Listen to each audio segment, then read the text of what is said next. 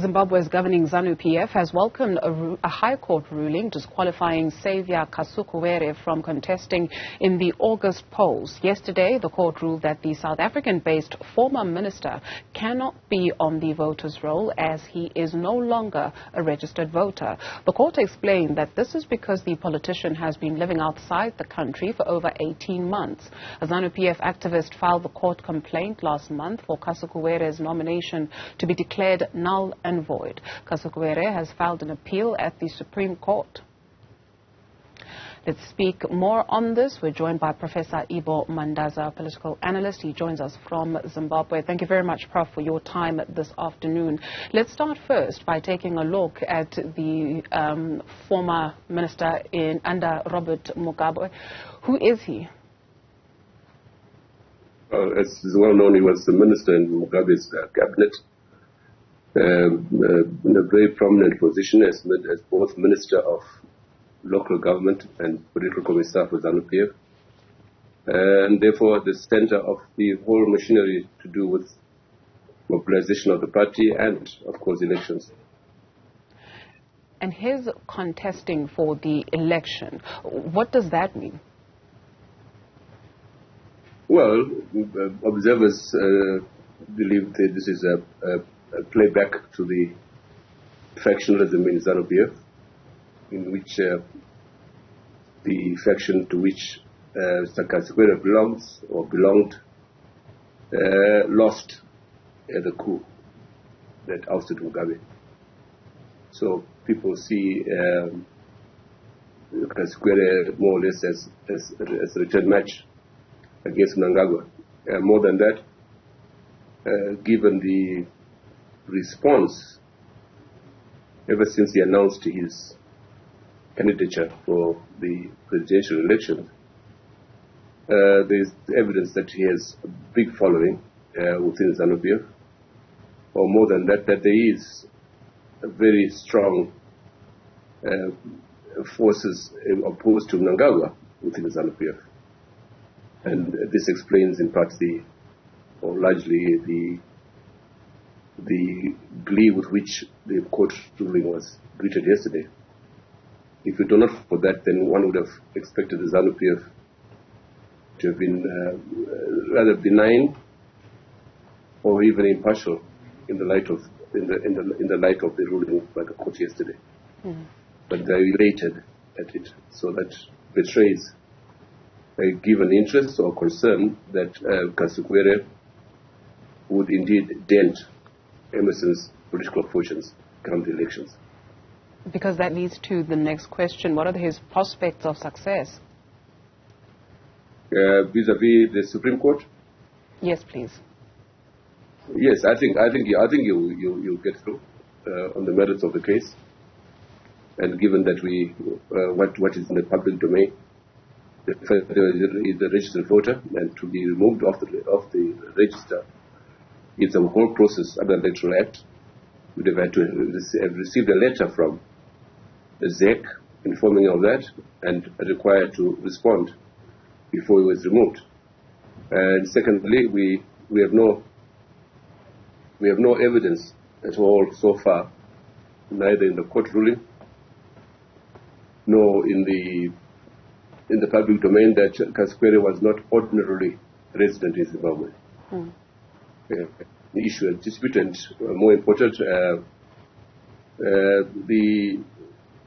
the ruling itself yesterday went a bit too far, in my view, in terms of prescribing that he should not campaign inside or outside Zimbabwe. But of course, as you know, the appeal has been entered to the Supreme Court, and things remain as they are till the Supreme Court ruling. And given that our own observation that the extent to which ZEC accepted his nomination and subsequently gazetted it is evidence that ZEC would have done its own due diligence.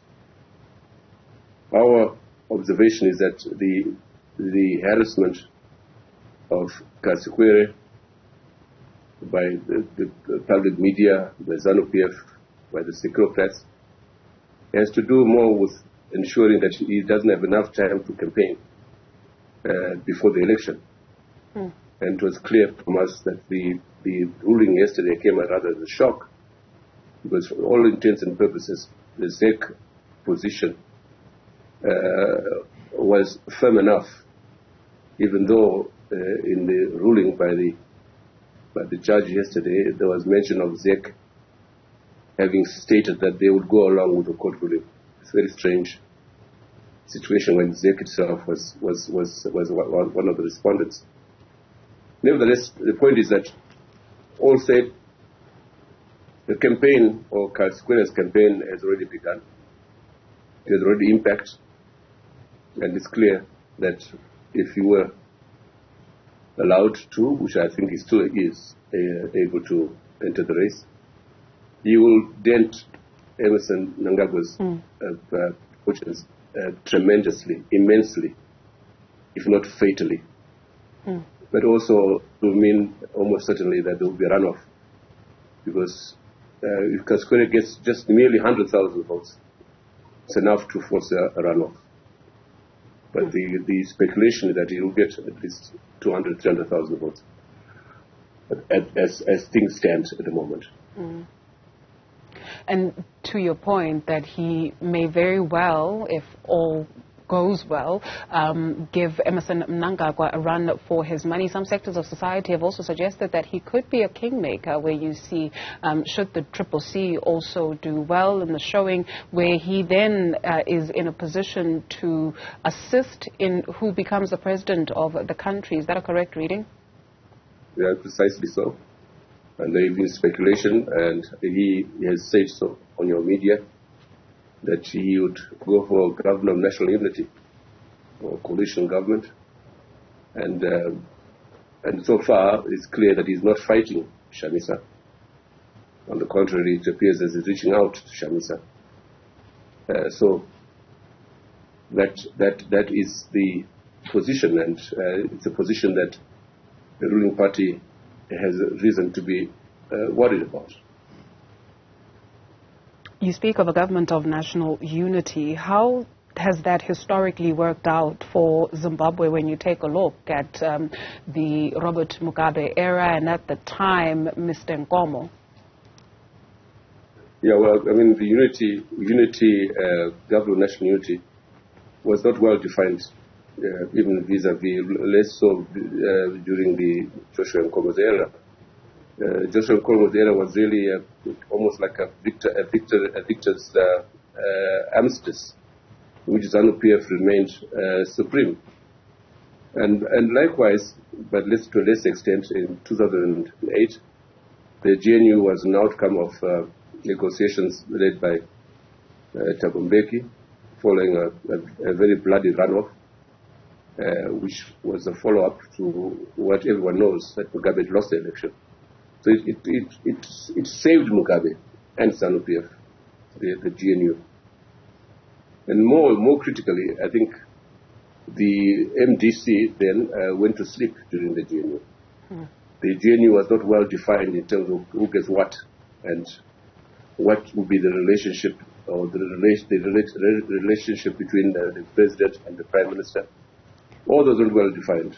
And less so with respect to the National Security Council, in which, or during which, the securocrats became even stronger, and ZANU-PF as a whole was more equipped in 2013 for the election, which they had to have, in spite of the pressure by the frontrunners, by the heads of state of SADC, to have those elections postponed on the grounds that the election was unlikely to be free, fair, and credible. So that's the position. In other words, the GNU was not while it brought peace, stabilized the economy, it did not resolve the political stalemate between ZANU-PF and MGC. And therefore, in my view, and we have put out a position several years ago, what would be better would be a transitional authority in which the relative powers of the people of the parties to the agreement have a clear indication of the responsibilities, what they get, and how they relate to the whole. And I think that as active participants in the political process in Zimbabwe, it is our job to ensure that this time round the GNU coalition, transition of whatever it is that brings together and indeed provides a fresh start for Zimbabwe, would want that it's clearly defined in terms of who participates in it, including civic society, so that it's not a unity between whoever has participated in the elections in 2023, but also the broader society, including the people in the diaspora. Mm-hmm. Thank you very much for your time this afternoon, Professor Ibbo Mandaza. More news for you in a few moments.